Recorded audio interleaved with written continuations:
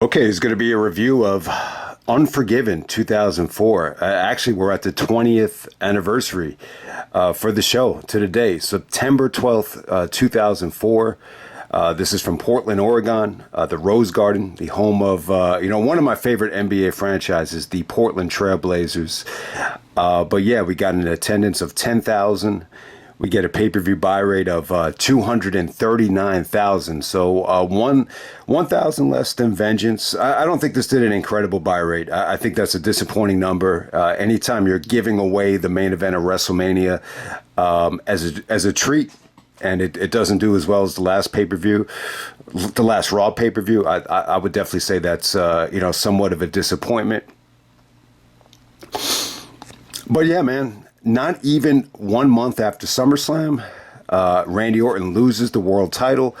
There's a lot of stuff coming out now, and JR tried to downplay this, but I do remember at the time there were multiple reports that one of the reasons they put the title on Orton was so they could kind of phase out that title that Brock had, where, he's the youngest champion ever. I don't think that's the only reason why Orton won the belt. You give Orton credit. He got over. He was getting extremely popular. He had the cool factor, as Shawn Michaels would call it. And, I think more than anything, I think Randy, won the title because of his ability. But, anytime you're making a decision like that, I'm sure a little bit of the Brock stuff definitely went into it. So, it's the first ever Triple H and Orton match. If you're not a big fan of the Triple H and Orton, match history, this isn't really going to, change your opinion on it. I will say, I think it felt fresh. I think the title felt credible. It's a very, very difficult match to book. I think they booked this with the thought in mind that this would get Orton over to the next level. It kind of ended up backfiring, and it didn't really work to plan. As we all know, Batista ended up benefiting, I think, from this, more than anybody. But let's get right down to it, man. This is kind of a weird pay-per-view. I think it's a pretty good show. It's only 2.5 hours. It kind of flew by for me. You have the worst match of the year on it, but overall, I think it's a solid show. I think it could have been a little bit better, though. And they definitely didn't go according to plan here. The original plans were to do a, Randy Orton and Chris Benoit rematch. There's so much to say about it, but I actually, if you're going to give Orton the belt, then just give it to him. I really don't know if you had to do a Chris Benoit rematch on this show. I don't really know if that would have worked out that well. But the original plan was to do William Regal and Eugene going up against Flair and Triple H. That was the original plan. The problem is, the fans totally shit on Eugene. That didn't work. I think the other X factor is Edge. I think if the fans hadn't turned on Edge and Edge hadn't been injured for this show, you could have done something with Edge as a babyface to kind of keep Triple H away, from the main event. And, that would have, maybe you could have done Benoit and Orton with Benoit retaining. And Benoit, ideally, you have him have a little bit of a longer title reign. Maybe he keeps the belt until Taboo Tuesday. Maybe Survivor Series. That little aftermath of Survivor Series on Raw where they got the title off of Triple H. Maybe you could have done something like that. But, this is definitely... It almost has like a Samoa Joe versus Kurt Angle feel where, they definitely rushed it. And it's one of those situations where... rushing it definitely had some, negative side effects to it. So it definitely had that type of feeling going into it. And, but hey, man, I think the idea of Orton, getting extremely over and winning the title, it definitely has some good memories attached to it.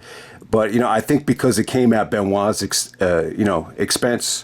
there's definitely a little bit of negativity towards it. Someone like Pat Patterson even, was told. So this was definitely mixed. I remember there were reports coming out that Pat Patterson specifically was really, upset about this, just really down on the fact that they were going back to Triple H. I think he probably would have been cool with Orton staying champion. I think Benoit especially would have rather had Orton stay champion, because I think Benoit interpreted it as, this is a passing of the torch. He just busted his ass. The handshake came off great. The fans definitely got behind Orton. I think Benoit was probably a little bit like, what's the word I'm looking for? Just kind of a little bit deflated on how this was executed. But, when you look back on it now, like Triple H's character just, it just can't exist. His mindset is that it just can't exist without the championship. The championship is more important, than life itself. Orton made a selfish decision. He did something that he couldn't do. He took the title from Benoit. So, that automatically made Randy Orton, public enemy number one. So, in the context of Triple H's state of mind, his demeanor, his,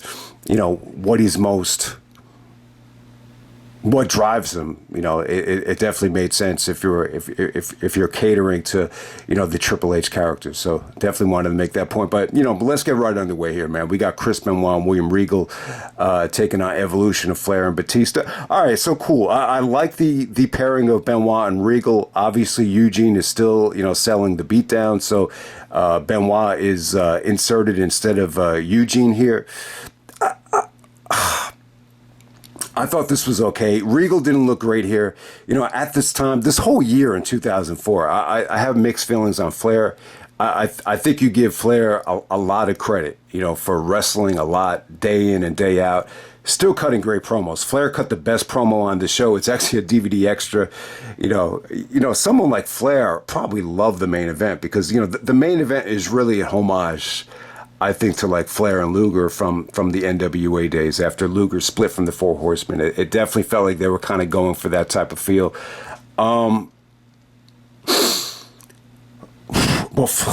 I'll give Flair credit, man. The old man busted his ass. I just feel like, Flair just looked old. He looked old as hell. He looked beaten down, but, give him credit. It seemed like, he did not give a shit about getting down and dirty. He would do it. Like, if you told Flair to wrestle an hour at this time, he'd probably do it, like, every single night. I'm not sure if the matches would have been good.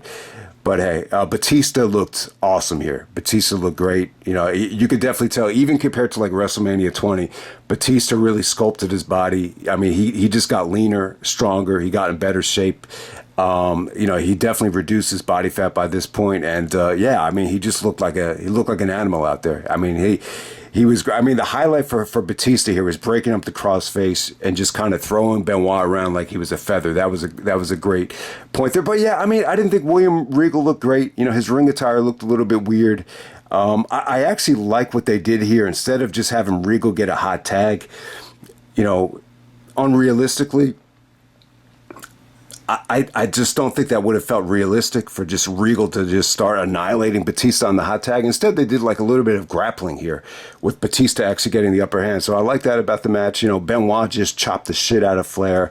This is just a chop fest. Benoit's hot tag, got a great reaction. The flying headbutt got a great reaction. Benoit was just a machine out there. But I will say this, though. Like, my feeling from Benoit around this time was, if he was going to lose the world title, I just don't think he knew. I think he knew he wasn't going to win it back. Like, that's the impression that I got here. With Eddie, I think it's a little bit different. Eddie was a little bit more optimistic that, both Benoit and himself could win it back, but it just never happened. I think Eddie got a little bit deflated, like around Armageddon, when I just think he knew like JBL was going to go into WrestleMania as champion. I think at that time he got a little bit deflated. And it's kind of like, be careful what you wish for, because I think Eddie really did push for JBL, but I don't think he knew like Vince was going to get behind him like the way that he did. But this was definitely a fun match right here. Batista ends up crashing, burning, and going over the railing and missing Regal. That opens up Benoit to counter the the figure four into the crossface for the finish right there. But, realistically, man, I just feel like Benoit had a lot of tag matches against Evolution. I just think by this point, they kind of felt repetitive. if Edge was healthy here, like this is what I would have done. I would have done like a 4-way to open up the show: Jericho, Christian, Benoit, and Edge. 4-way for the Intercontinental Championship, just like they did at No Way Out 2001. That's that type of match. I don't think it needed to be an elimination. That would have been asking for too much. But yeah, I mean, I would have loved to have Benoit, work a little bit more with the Christians and the Jerichos. I just don't feel like he got a lot of it. You didn't really get it until like maybe 2005. But hey, man, we're going to move on. We got Trish Stratus coming out with Tyson Tomko to take on Victoria. So they shoot a little funny segment between Trish and Christian. Christian was out for the whole summer. He actually ended up injuring his back on the Walls of Jericho spot in the steel cage match where, Jericho dropped him off the top rope into the Walls of Jericho on his back. I think that's how Christian hurt his back, but he needed the whole summer to recuperate. And, the demeanor between Christian and Trish was totally different. It was strictly business. They totally dropped the angle. I don't think either one of them were comfortable doing it. But, Trish was saying that, you had said that the problem solver is both of ours. And I'm the one with the championship, so I want Tyson to accompany me to the ring. And Christian was like, I want Tyson to come by my side for the ladder match. So they're kind of fighting over who has the rights to Tomko. Then Trish insinuates that she'll give Tyson Tomko free sex after the championship match. And then Tyson, does the right thing and goes with Trish. How could you turn it down? And then Christian says, she really is a slut. So it was pretty funny, but it was kind of the end of the, coalition between Christian Cage and Trish Stratus. But Trish goes over Victoria here in the women's match. I wasn't crazy about this. I think it was okay. I think definitely Victoria lost a little bit of steam at this point. We're definitely not feeling this Victoria theme song. I will say this. I was at the house show, Madison Square Garden, before WrestleMania 21. And a lot of the little girls really were into Victoria. And I think the theme song definitely helped that. I'm just saying, for my taste, I think the theme song was corny as hell. I'm not going to sing it for you or rap it for you, but I just didn't care for it. But, interesting thing about this match, this is really Trish's first one-on-one pay-per-view match as a heel, since No Way Out 2001, which was, good for a lot of different reasons. But I mean, I think this was okay. I think Trish wrestled a very, slow-paced match. It just really wasn't anything special. Victoria tried to pick up the pace towards the end of it. She actually takes out Tomko on a crossbody, so that was cool. But Trish wins with the Stratusfaction, after Victoria is a little bit preoccupied. But I think it was solid. I just think Trish and Victoria have gotten down and dirty and had, much more physical and, memorable matches than this. But hey, Trish retains. And then we get a, impromptu match between Tyson Tomko and Stevie Richards. Stevie Richards comes out as this woman that's been secretly attacking Trish. And, this leads to Tyson Tomko wrestling Stevie. He takes off the wig, sees that it's Stevie. Stevie has like granny panties on. And this ended up being... the worst match of the year for 2004. I mean, if you can make a list, that definitely, man, you could, and this is this might be the easiest. This might be the easiest pick. I think for 2003, like most people will pick Triple H and Steiner as the worst match of 2003, but for 2004, it's obvious. Tomko, Stevie Richards, the worst match of the night. It was 6 minutes, but only 6 minutes. But this might have been like the longest 6 minutes in pay-per-view history. Yeah, I mean, the crowd just did not give a shit about this. This got boring chants. The only thing good about it was the finish from Tomko. I actually like Tomko. I like him. I like him more as like a personality than as a wrestler. I think he helped out Christian and even AJ Styles a lot, doing backstage segments, kind of laughing at the jokes and smiling at them and just interacting with them. But as a wrestler, just really wasn't feeling it. I think he was good as like a bodyguard or a bouncer, whatever you want to call him. But hey, man, we're going to move on to bigger and better things. That was definitely the worst match of the year. Everybody hates that match. But shout out to Stevie Richards, though. I think the WWE consistently just kind of put him in bad spots, over the years. Okay, next up we have the match of the night. This is where Chris Jericho makes history and becomes the record-breaking 7-time Intercontinental Champion, where he felt like a king. All right, so defeat and victory for Jericho here. This is where he ended up breaking his coccyx bone, which is the bone, right by your ass. And, this is really kind of it's a rough show. I mean, this show features two injuries that you could definitely wrestle through, but featured two injuries that definitely, took its toll on the talent. One being the Jericho ass injury, the other one being Shawn Michaels' eye injury, which, they were able to wrestle through them, but, it definitely affected, both of them over the years, especially Jericho. He just said that, throughout this whole 04-05 run, basically counting down the days, did not want to sign a new contract, was in a lot of pain, traveling from show to show, just sitting down on the airplane, just caused him to have a lot of pain. So, yeah, man, it's tough. You don't want to be in pain, when you're on the road like that. So, a lot of people, look at this time as Jericho being mentally fried and, letting his body go. And my dad even pointed out, yeah, he's got the spare tire with the love handles, as, Carlito pointed out. So, yeah, I mean, it's just tough to stay motivated when you're in pain like that day in and day out. I mean, this is an injury you could clearly wrestle through. You don't really need your ass to wrestle, but it kind of, it darkens the monotony is I think the best way to kind of phrase it. But if you could look past that, it's a pretty damn good ladder match between Jericho and Christian. Christian takes the whole summer off. He's rejuvenated. He declines the rematch of the steel cage because he said the last time he was in a steel cage match with Jericho broke his back, or injured his back. I'm sure this couldn't have been that bad of a back injury if it only kept him out for 4 months, but you get the point. Christian needed to take the whole summer off. The summer, it's well documented. The summer definitely could have used Christian and Shelton Benjamin. I think I think Raw definitely suffered without both of those gentlemen. There's no doubt about it. But give Christian credit. I wish this would have been one-on-one, not a ladder match.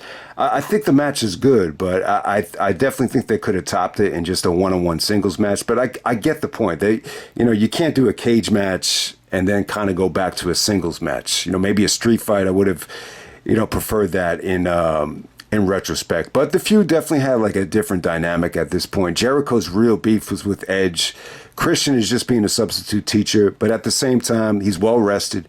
You could tell Christian is it's funny, Shawn got a lot of credit at first for being like the king of the ladder match, but when you look at it, like Shawn, didn't have a lot of ladder matches outside of the Razor Ramon match, and obviously the Jericho match from No Mercy. There really isn't a lot of ladder matches with Shawn. He would only do them if he was like forced into it. I don't think Shawn ever really wanted to go back to a ladder match. And what's interesting about this match is, I think Portland was the scene of the first ladder match in WWE history between Brett and Shawn. It was actually like at a Coliseum video taping in Portland. So from a historical standpoint, that's pretty cool that they had a ladder match again in Portland. The WWE. I think this is WWE's first pay-per-view in Portland. But you get the point. Christian is, great at masterminding and planning out ladder matches. There's just a ton of innovative stuff here, some creative ideas, some just good spots. I just wish Jericho, didn't fall on his ass on that ladder spot. I mean, when Christian yanked him off the ladder, and instead of just falling on the mat, he actually hit the edge of the ladder. He actually said the ladder went up his ass. It just looked painful, man. I think, realistically, the best way to avoid that is just Christian. I just wish he had cleared the ladder out of the ring. That would have, saved Jericho on that spot. It's kind of reminiscent of Shawn falling on the casket. I mean, it's not as bad, but still, anytime you're falling into edges like that, it's got to be dangerous. But I think it's a pretty good ladder match. It definitely felt like it was, the feud had kind of died out a little bit. It felt a little bit stale, but it's still a good ladder match. Is it as good as Jericho Benoit? Nowhere near. Is it better than Christian and Edge from No Mercy? I would say that it was. That Christian and Edge match from No Mercy, that got a lot of mixed feelings. I remember kids at school the next day thought it was boring. I was even reading some of the comments on Cage Match. Someone said that, it was definitely a lot better than the Cage Edge match, a couple years earlier. This was definitely a little bit more fluid, a little bit more exciting than that match. I do remember the Edge and Christian match was a little bit methodical. I think when you look back at that match, but this is great stuff. I think Jericho was really over here.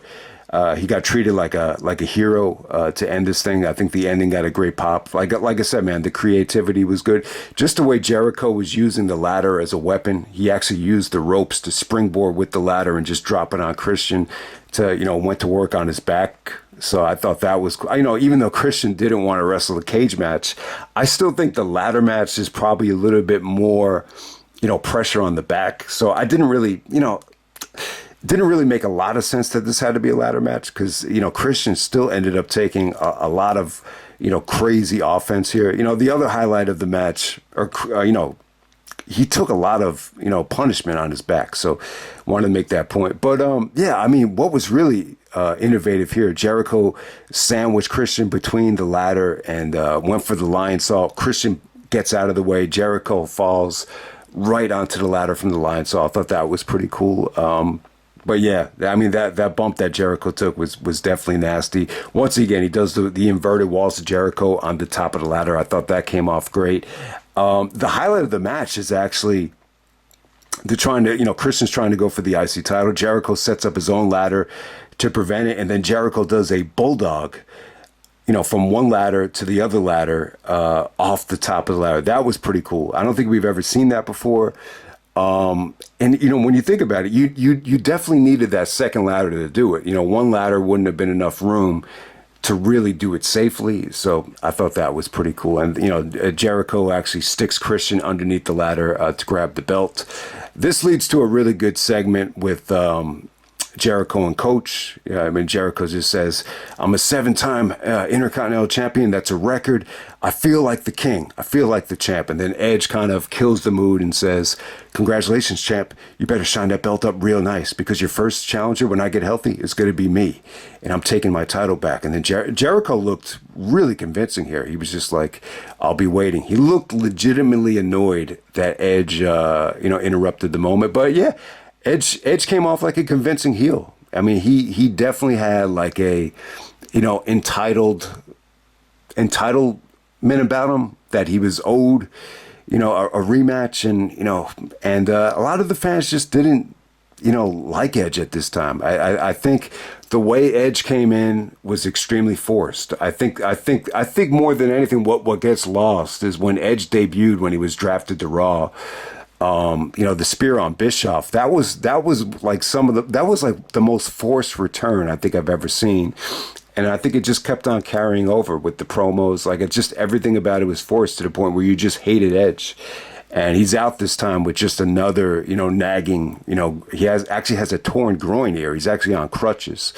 But yeah, I love this moment for Jericho. This was I would definitely say this is probably Jericho's highlight of 2004, which is, not one of his better years. If you were to tell me, like, what version of Jericho do you like better, the 2008 version or the 2004 version? I think Jericho is just better in every facet in 2008 than 2004. I definitely think at this time, he's definitely, burning out a little bit. I think he was definitely a little bit deflated in how the stuff with Trish went. In terms of that storyline, it definitely had some moments. There were definitely some vintage Jericho, angles and promos where he was getting his mojo back, but it just wasn't able to sustain it, for whatever the reason. Whether you want to blame it on Christian's injury or just Trish not really being, really fitting that mold of being a slut the way Stephanie did. However you want to look at it, it was definitely a down year for Jericho, but. I think if you want to pick one match and one moment, especially with him breaking the record, this is definitely, the best Jericho moment, I think, of 2004. Okay, next up we have the return of the Heartbreak Kid, Shawn Michaels, taking on Kane.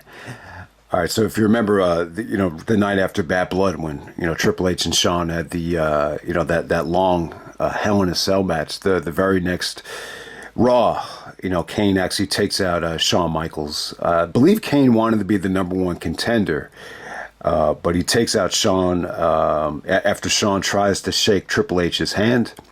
And we almost got a code of honor between Shawn and Triple H, but it wasn't to be because of Kane. Kane takes him out. He chokes him out with the steel chair. He gets all bloody. His throat is like squashed between the steel chair. Look, Shawn wanted to take the whole summer off. It was a good way, creative way, I think, to write Shawn off of TV. Kane is involved in this, kind of a crappy storyline with Lita, where he's trying to use Lita as like a. He wants to have a baby with Lita, marry Lita, have an offspring. Is the wording that Kane used here. So he had the great feud with Matt Hardy, and Kane is actually able to marry Lita in the storyline.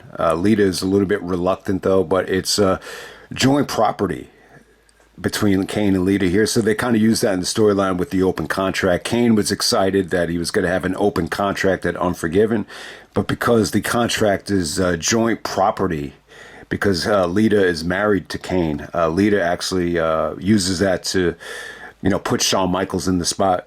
And that pisses Kane off because he knows Shawn is going to want revenge. But, this was good for Shawn. There are a lot of times where I think, depending on the opponent, Shawn has a tough time, cutting promos from the heart. I definitely think Kane would have, been one of those opponents where Shawn was a little bit, hesitant to do a lot of promo work on. But hey, man, what really stood out about this time is, when Kane is unmasked, since Kane got unmasked, they really had him do a lot of, storyline stuff. He really does have good mic skills. When you think about it, he's the mayor in Knoxville, Tennessee, or one of the mayors in one of the cities in Tennessee, obviously. So you have to be a good speaker to be able to do that. And I think what goes under the radar is just how much anchoring Kane has done with storylines over the years, especially like these first 2 years, after he got unmasked. So, Jerry Lawler even mentioned that, Kane is a smart guy and he's a smart wrestler as well. He knows how to take advantage of injuries. But onto the match right here. All right, so this Shawn and Kane match, I think it's good. I think it aged pretty well. I definitely think this is the second best match on the show. If you're going to check out, two matches from this show, I think Jericho and Christian and Shawn and Kane, I think they're quality matches. In terms of Shawn and Kane, being one of the better matches Shawn has had with the big man, not really. I don't think it's as good as like Shawn versus Diesel. It's definitely not as engaging as Shawn versus Sid. This definitely didn't create that type of interest or atmosphere, but it's good. It's definitely a solid match. If you were to ask Shawn like what he thought of this match, I think Shawn would say, the match against Kane, the first match back, it was kind of tough. Like, that was one of those matches where, just trying to work back into things. And he would say something like that. But, I think it was okay. I wish Shawn didn't get injured here. I think there are times where, wrestling, it's a lot like, I use the word rhythm a lot in basketball, and I think the same equates to wrestling as well. Shawn just definitely wasn't in WrestleMania shape here, WrestleMania rhythm. I think if he was, I think he could kind of eliminate a lot of the mishaps of what happened here. There's a sequence here where Kane just rams Shawn's head into the steel steps. He starts bleeding from the eye. So if you ever see Shawn's like wokey eye, however you want to call it, wonky eye, I don't know what the termination is. But yeah, if you notice, Shawn has like a little bit of a lazy eye from time to time when you see interviews with him. RVD had made fun of him a couple times trying to impersonate him. I'm a big Rob Van Dam fan, and I do think Shawn, could have been a little bit more accepting of RVD's style, and I think Shawn. I wish Shawn would have used his power, to work and push RVD a little bit more than he did. But I don't think Van Dam was right to make fun of Shawn there. I just think this is a unfortunate accident. I wish it had never happened, but you know, it didn't really cost Shawn any time or anything like that, but it definitely, you know, affected his eye. But hey, man, if you could look past that, I think it's a pretty damn good match. I think Shawn, even though he was a little bit rusty here, it seemed like he had a tough time moving Kane. Kane definitely dominated a lot of the match, so it's a little bit of a slow burn, I think, for a Michaels match. I think execution-wise, you know, Shawn definitely had a tough time, you know, getting Kane, you know, off of his feet. But for the most part, you know, Shawn was really good here at, you know, working the crowd, you know, building up to an exciting finish. I love the finish. I think the finish came off great. There's some table bumps here. There's some great counters here. There's a lot of interaction between Kane and Lita. Lita is actually rooting for Shawn, even though she's in Kane's corner. And, you know, even after the finish here, Shawn actually kisses Lita on the hand as the gentleman that he is. So it kind of ends like that. But yeah, I mean, there's definitely some good stuff here. There's some good heel work from Kane. There's some good psychology too with him, you know, working over Shawn's eye. But you know, what really stood out here is just some of the counters to Sweet Chin Music. You know, Kane hit him with a nasty looking, you know, boot to the face to counter Sweet Chin Music. I think the finish is awesome. You know, the finish features, you know, Kane countering Sweet Chin Music into a choke slam. Shawn counters the chokeslam into some more Sweet Chin Music, and then he hits the jackknife pin to get the victory there. I love the jackknife pin because I don't think a lot of people would have bought into the finish if Shawn didn't, you know, transition into the jackknife pin the way he did. I just thought it came off sweet, and you know, Shawn's celebration was great. Good way to bring Shawn back.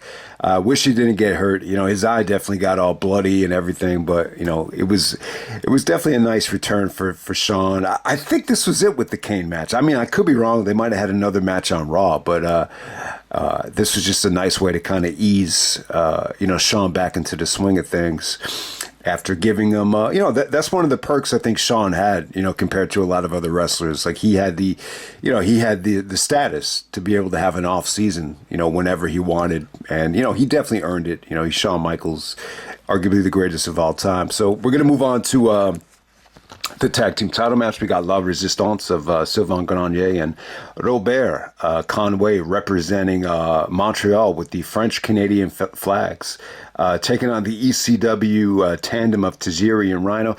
It's funny. I mean, you know, the Tajiri and Rhyno look good here, actually. You know, the match wasn't the buffer fest that I thought it would be. It was actually pretty damn good. I think Tajiri and Rhyno both brought their A games here. The fans were pretty into it. They were actually chanting USA for Tajiri, believe it or not, which actually pissed off Jerry the King Lawler. You know, Jerry's from the South. He's a little bit of a, you know, traditionalist when it comes to, you know, that kind of stuff. But the match was pretty fun, though. I got to say, it was pretty good. I will say this. I think Sylvain Grenier sucked. I definitely think Robert was the better worker of the two. But still, the La Resistance guys were kind of boring. You know, exactly what you would expect. A lot of isolations, just a lot of rest holds, a lot of ground and pound stuff. But yeah, Tajiri looked good, man. There was some pretty cool stuff with the French Canadian flags. I mean, there really was. I mean, you know, Tajiri used it to open up the gore for Rhyno. The gore got a great reaction. You know, Robert actually gets Sylvain's foot on the rope to avoid getting pinned by the gore, and then, you know, while the referee's trying to get the flag, get the flag out of the ring, they were able to hit the low blow with the flag on Rhyno. So La Resistance retains. But I gotta say, pretty good match from Tajiri and Rhyno, man. I look back at 2004, like they just kind of threw these guys together and that they had no juice left. But match is better than I expected. But I will say this though, it definitely does not feel like, you know, two, you know, guys that came from ECW that are, you know, setting the culture on fire. It totally feels like almost like a watered down WWE version of Tajiri and Rhyno. It still kind of felt like that, but it was definitely better than I expected. Okay, next up we have young Randy Orton at 24 years old, becoming the at the time the youngest, you know, champion in WWE history, defending against Triple H. They go about 25 minutes here. Once again, this is a match that I thought actually got, you know, more time. I thought Triple H was going into like the 40s, for every, 40 minutes, during some of these main events. I definitely thought the one with Benoit went at least 40 minutes. But yeah, they actually are under a half hour, which really did surprise me. But a lot to say here. Obviously, the night after SummerSlam, Randy cuts a fantastic.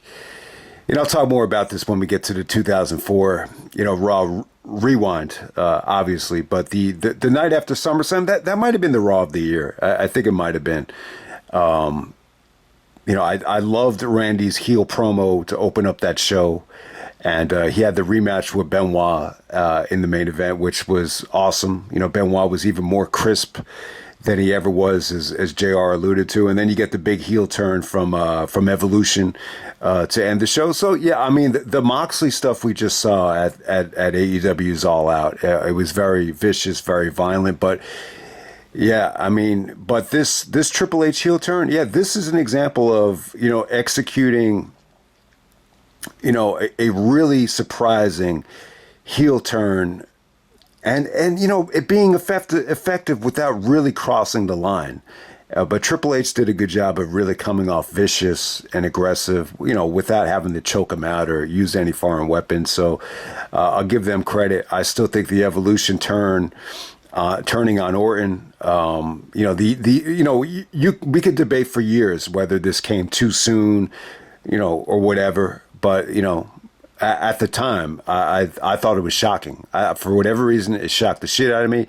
I've probably said this before, but I actually, I didn't shut Raw off, but I turned away from the show, though.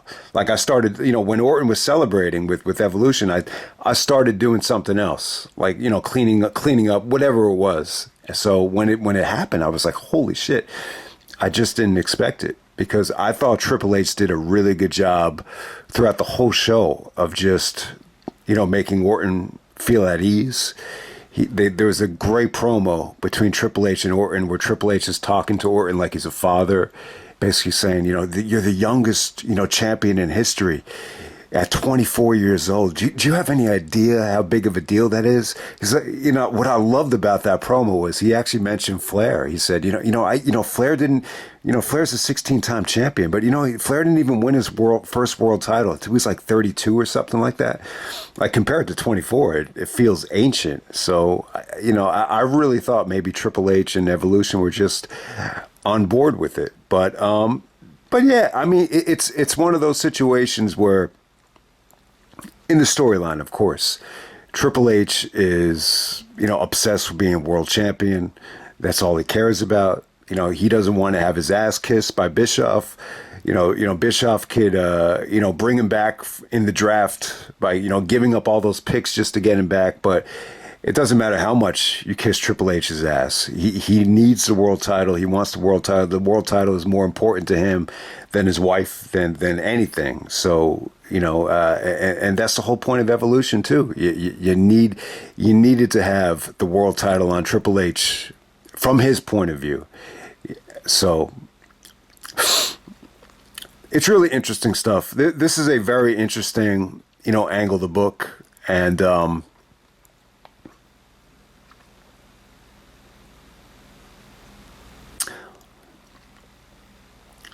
there's a lot of different. There's obviously a lot of different reasons as to why this thing with Orton was extremely rushed. I think the Eugene stuff flopping, which you could see a mile away that was going to flop. Definitely sped this up. I think Edge.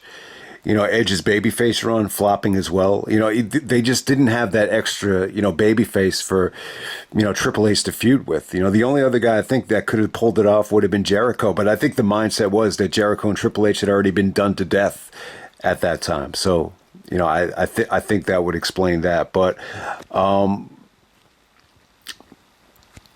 this Triple H and Orton dynamic, eventually, it's just Orton he beat Triple H to the punch. And, the storyline was that Triple H didn't expect it.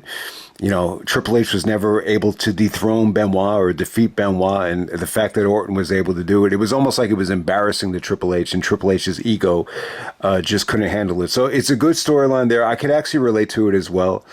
it almost has like a father-son, type of storyline. I mean, you've heard it time and time again about, celebrities and their, fathers being jealous of their sons that reached a certain level of fame. I think Marvin Gaye might be an example of that.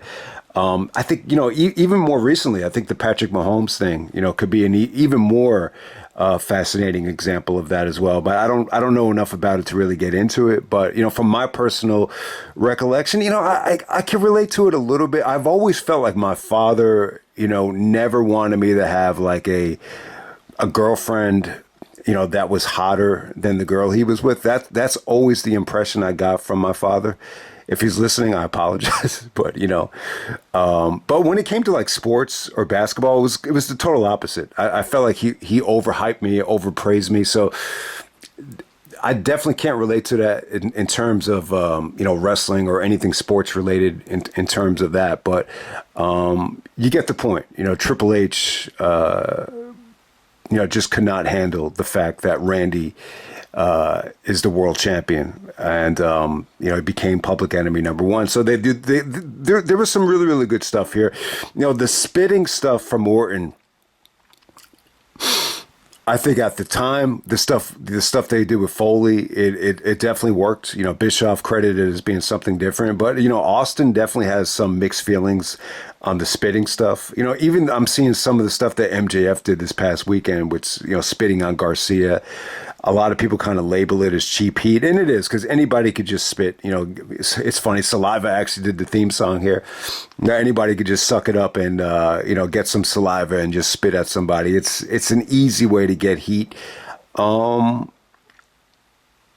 I think what Orton did here was cool though, because he kind of took the spitting thing and made it a babyface thing.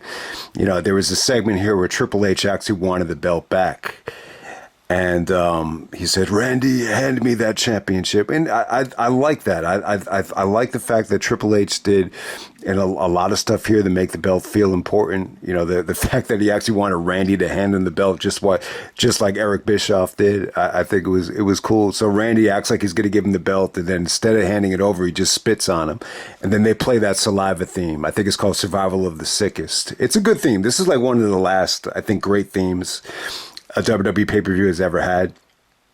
I don't think it's as good as the Seven Dust theme the year before that they used for Goldberg, Triple H, but the theme song worked really well here, and it's actually Saliva again. So thumbs up there. Good video package. I think when Randy came out with the championship, it's funny. He actually wore it around his waist, and this is really the only time.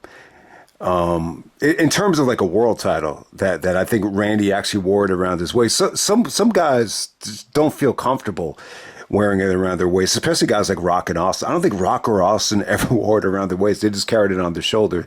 And I think Randy was always another one of these guys that, definitely felt more comfortable wearing it around the shoulder.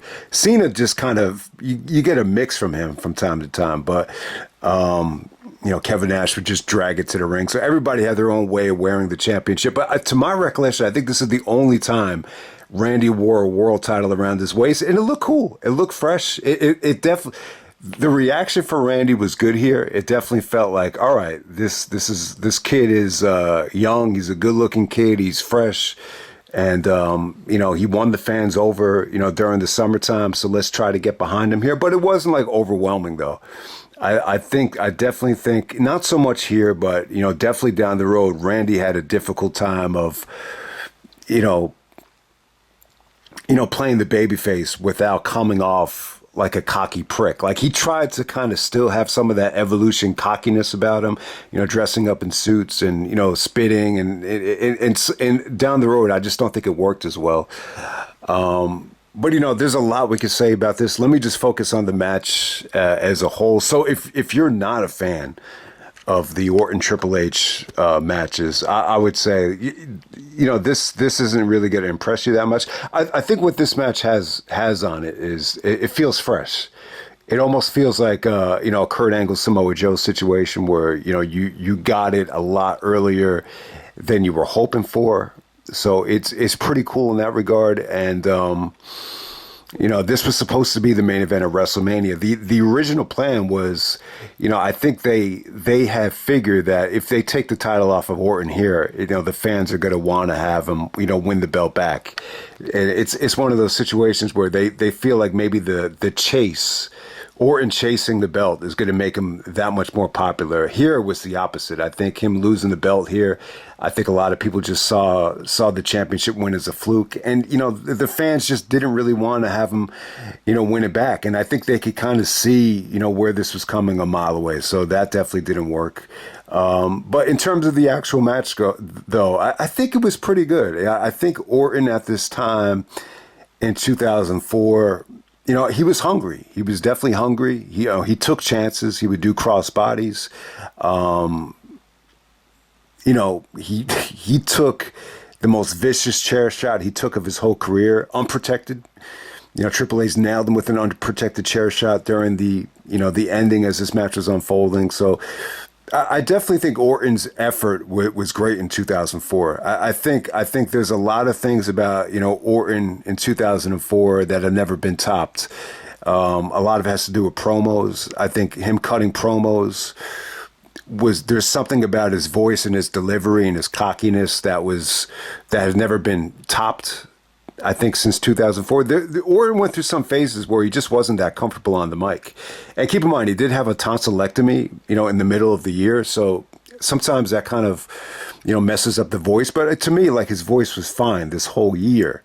So yeah, promo wise, I think Orton was great. And in the ring wise, I think Randy really was hungry. I think he was hungry at the time. He wasn't afraid to bust out new moves, whether it's that neck breaker, the crossbody. So in terms of the actual match, this is really, Triple H going out, more so than any other match I think I've ever seen. It feels like it's Triple H going out there and just trying to impress Flair, almost trying to, replicate, I guess you want to call it Flair and Lex Luger. When Lex broke away from the Horsemen, Luger had a great body, he had a great look. So, in some ways, I think Randy was playing the Lex role here, and Triple H was just being the methodical heel. Very similar to what Flair would do, working over the knee, ramming the kneecap into the head, just really trying to dissect Orton. A lot of the Flair mannerisms definitely came out here. Randy was good. I mean, you saw like a lot of uppercuts. I don't think Randy's punches looked great, but they didn't look awful though. I think this really didn't get going until like the ending stretch here. There was, it wasn't until there was a ref bump where it really got interesting. I think the pedigree into the RKO got an awesome reaction. Like the RKO got a money reaction. I'll definitely give them that. Coach here actually was directed supposedly from Bischoff to come down and referee the match. And Coach is being a biased referee. I thought the RKO on Coach came off great. So, what's interesting here is, well, it's not that interesting, but if anyone remembers, I think Eric Bischoff, left the show early because they weren't going to use him on the show, so he just left. I think that says a lot. I think that says that, Bischoff really wasn't that invested in the product at the time. From what I've heard, he was never really that big of a fan of Triple H, even though his job was to kiss Triple H's ass. And, that's just one of the things about Bischoff. I don't think he really loves wrestling. I think he loves his ideas, but I don't think he loves, the business in general. So, from what I understand, Bischoff actually did take a lot of heat, for leaving the show early. But hey, if sometimes if they're not going to use you on the show, what's the point of staying, right? So I could see it from his point of view. But, Coach is trying to do Bischoff's dirty work out there. The RKO on Coach came off great, though. I think that was probably the highlight of the match for me. And then, because of the ref bumps, this enables Evolution to come out, Batista and Flair. Orton tries to fight him off. The low blow on Batista was definitely telegraphed. You could definitely see a lot of this stuff coming. Batista gives Orton a nasty-looking Batista bomb, spine buster, whatever it was. And it's just too much. The numbers game just added up. Orton takes that nasty-looking chair shot, from Triple H, and then Triple H hits him with a pedigree right on the steel chair. And, JR tried to sell it like it was 3-on-1. There was thievery. JR, very much so, felt very angry about this finish. Like he just, I don't know. Like the impression I got was that JR just wasn't happy with it. Jerry's more of a Triple H fan. Jerry Lawler. Jerry definitely seemed like he was okay with it. He loved Randy Orton too. He was Randy Orton's biggest fan, but they tried to sell the fact that JR's trying to sell the fact that Randy wasn't a beaten man, and Jerry's like, well, that looks like a beaten man if I've ever seen one. Yeah.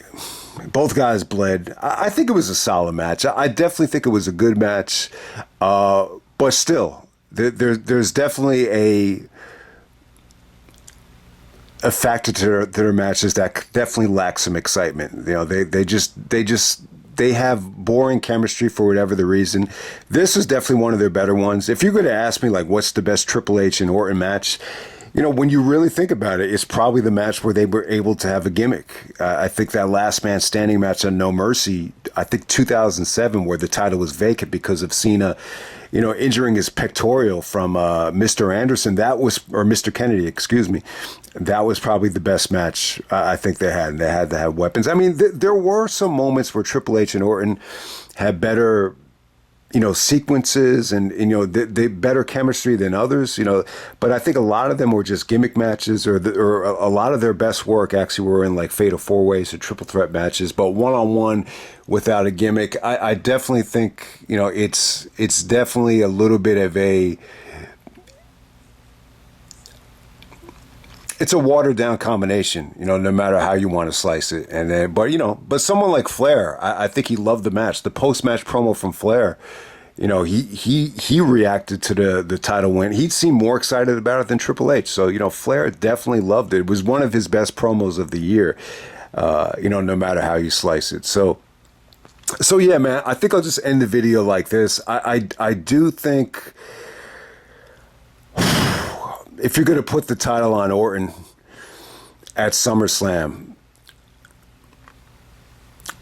I love the idea of Orton, staying heel as champion. I think that promo that he cut on Raw to open up the show, I thought it was great. I love the idea of Orton staying in Evolution, having the Evolution theme song. I think Orton could have been a cocky, heel.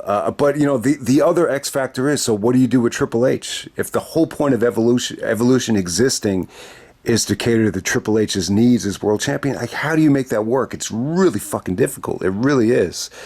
You just needed to, I don't know, preoccupy Triple H with other guys. Maybe Edge, Eugene, but that stuff just wasn't going to work. I don't know how you solve the issue. I would have loved for Benoit to stay champion, but since you already made the decision to have Orton as champion, I think the better option, this clearly was not the right option. I mean, it clearly wasn't. If the fans are shitting on Orton by the time you get to the Rumble, I don't see how you could argue that this was the right way to go. I just don't. I think ideally, if you're going to pull the trigger on Orton, you have him stay a heel in Evolution, and then you have maybe Triple H turn babyface to face Orton at WrestleMania. I think, you've heard rumors about that, they were going to do the Evolution split at WrestleMania 20, which seemed really unrealistic at that time. But yeah, I think that probably would have been the better way to go. I definitely think Triple H could have, had a good babyface run if they really would have had to work hard to do it, especially at that time with the amount of heat that Triple H had. But I really love the idea of Orton being champion and as a heel in Evolution, with being that young and having all those bragging rights is definitely something that they could have played with, but because they rushed it, because they wanted to get the title back on Triple H ASAP, which definitely made a lot of sense. I mean, I definitely think it did. In terms of, Triple H just can't exist without this belt, and it's just so, paranoid about, not having the championship, and he loves the championship so much that he would dethrone his son just to get it back, or the guy that he was going to mold to take his spot. So, 24 years old, it's really, really young. And even like looking back on it now, like at the time, I was a lot younger than 24, so I didn't really appreciate just how young Orton is. Now that I'm, older than 24 years old by a decade and some change, I mean, it's just like, wow, 24. 24 is young, man. Like, it really is young, especially like in terms of mic skills, communicating, and then when we're talking about like a sport like the NBA, you're going to look at, a 24-year-old is going to dominate someone that's in his late 30s, early 40s. But I think in wrestling it's different. I think someone that is well seasoned, like I definitely think Bryan Danielson at 43 there's a lot of stuff that he's so much better at 43 than 24. I think, but it's weird with Orton. I don't know, man. There's certain things that Orton is a lot better at now. But in some ways, I still kind of prefer, Orton as like this young stud that is, beating everybody to the punch. There's something really interesting about him back then that he just doesn't have now. But, Randy Orton is not everybody's cup of tea. He wrestles a very methodical style. He's more of more so wrestles a very comfortable, very, very safe sports entertainment style. I could just tell, that Bash in Berlin show, I was so excited about it, but I could just tell, I don't think even True Slayer reviewed it. Some of the guys that would comment on, the AEW stuff or Ring of Honor stuff didn't comment on that. So my impression was that, that type of, Randy just being in the main event there, I definitely think it turned some people away that would have watched that show because it's Gunther. But, Triple H is a 9-time world champion. Flair seems just as excited about Triple H, about the title reign, but ultimately we would know the Animal Batista will be the one to really benefit from the booking of a show like this. But yeah, most people hate this main event. I think most people just hate this show in general. There's something really off about this show that I can't put my finger on, but it's still a solid show, though. I'm not going to say like, oh, this is the worst pay-per-view of 2004. It's definitely not. I think it's a solid show. I don't think it's great. I don't think it sucks. I just think it's a solid show. But I'll just end it right there. That's Unforgiven 2004, and I'm out. All right.